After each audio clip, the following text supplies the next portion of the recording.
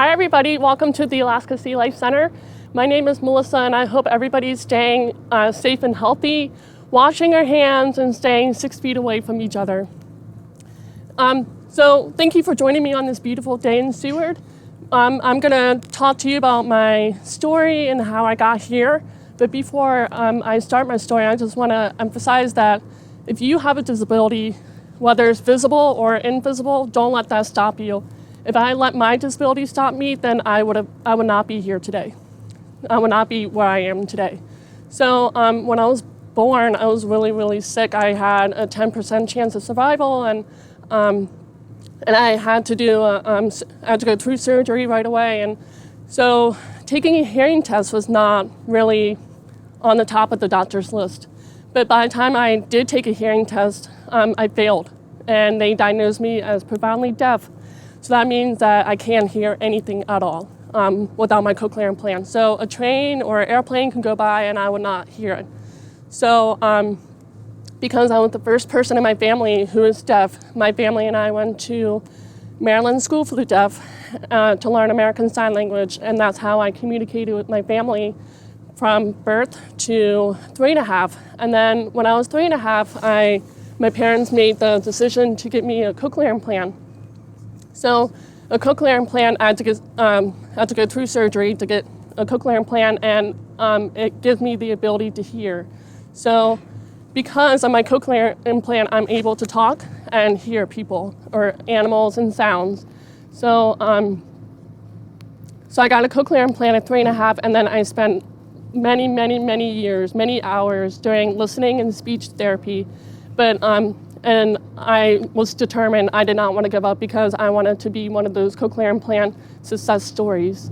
Because unfortunately, it doesn't always work for everybody, a cochlear implant. So I was really determined, and I went to a lot of therapy sessions.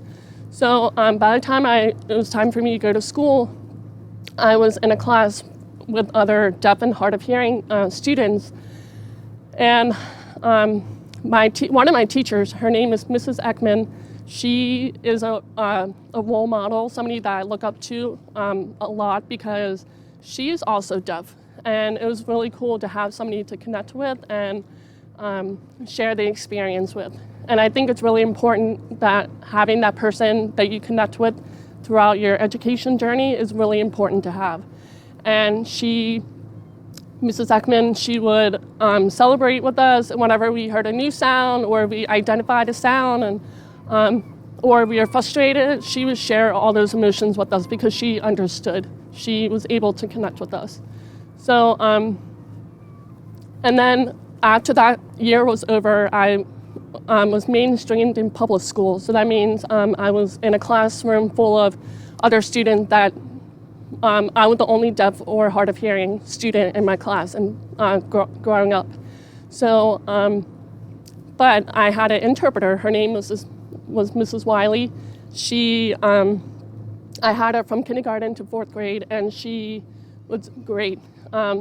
She is the person who showed me that learning can be fun and enjoyable, because she was my interpreter, so she was signing whatever the teacher was saying. So I was able to, I never felt like I was missing anything. I never felt like I was behind, or I always felt like I knew what was going on. And it was really cool to have her because her and I would have these secret conversations, signing to each other behind our peers' back or behind our teacher's back, and nobody knew what we were saying. So that was really cool. So having a role model who she taught me that learning can be fun and enjoyable. And then in 2nd grade, my teacher's name was Mrs. Tate. She was one of my favorite teachers I've ever had. And I'm really lucky that I had these 3 role models so early on in my education journey, because I think without those 3, I would not be where I am today. So Mrs. Tate, she was obsessed with all marine life. And her class is one of the earliest memories I have, starting to appreciate the environment. Her favorite animal was a sea star and sea turtles. So my favorite animal is a sea turtle, and it's because of her. She was just so passionate about the environment and how can we protect it, how can we keep our environment clean. And so her passion really showed through her teaching, and she got me curious and interested about the environment. And around that time, my grandfather got me this really big book, and I don't remember the name of the title, but it was this book about nature. It was huge. And it had pictures of animals, plants, anything that you can think of. And I was obsessed with that book. I took it with me everywhere I went, and I did not ever want to lose it. And one time my family and I were taking a road trip, and I had the book in my lap, and it was open up to a page with birds on it.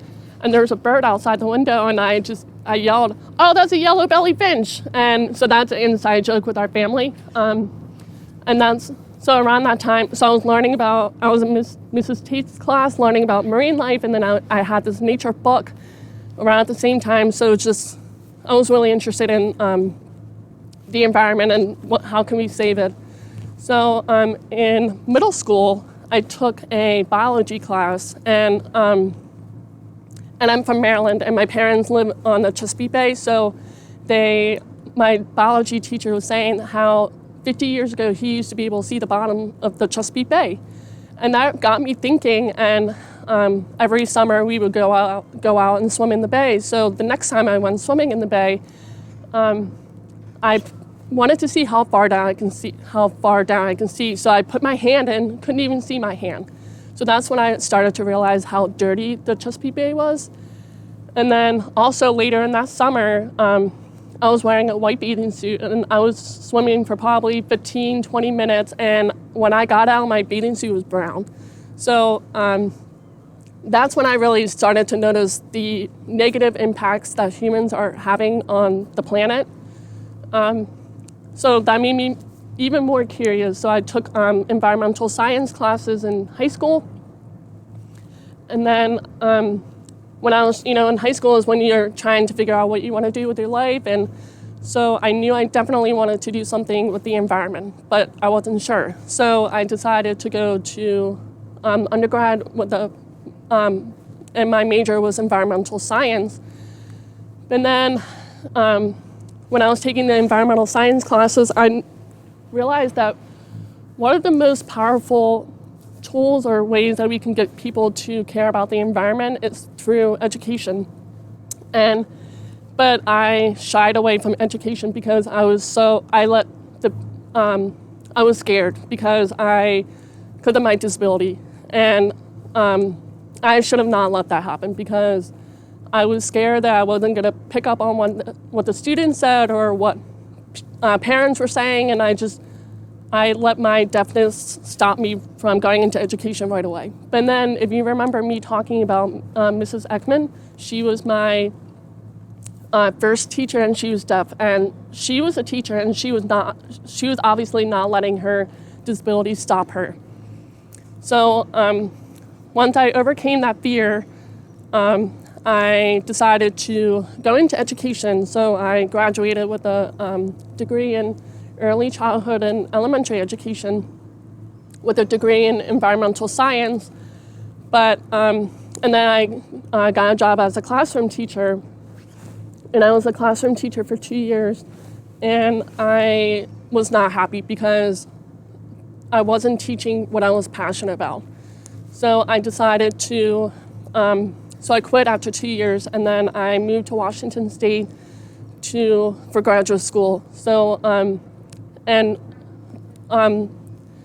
I got my master's in environmental education with a focus on marine life. And so now, and after graduation, I applied to so many different jobs, but I was determined to find a job where I'm happy and that I'm passionate about, and I can teach students about the marine life. And this is where I am today. So now my new home is Seward, Alaska, and a few years ago, if you told me that I was living in Alaska, in 2020 I would be living in Alaska, I would have not believed you.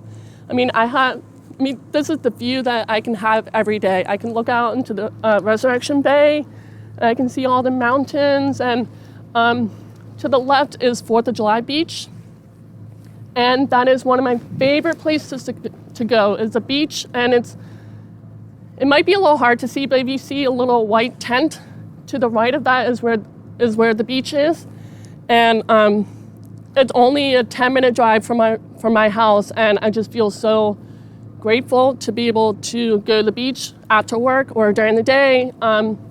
And today is a really, really nice day. It's sunny. But I would not be here today if I let my disability define me.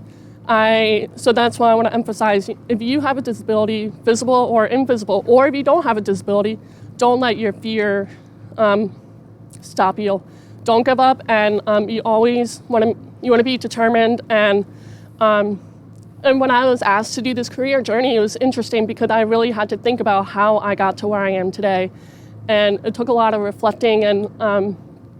But I'm just really grateful that I'm an educator at the Alaska SeaLife Center, and just So don't give up and keep chasing your dreams. And thank you for listening to my story, and feel free to check out our YouTube videos. We will have another live stream today at 2 p.m. with our ice seals, so you don't want to miss that. And then we also have a Facebook page, and we are going to be doing some Facebook Live streams, so tomorrow we'll have one. So feel free to check us out, and keep washing your hands and stay 6 feet apart from everybody else. All right, thank you.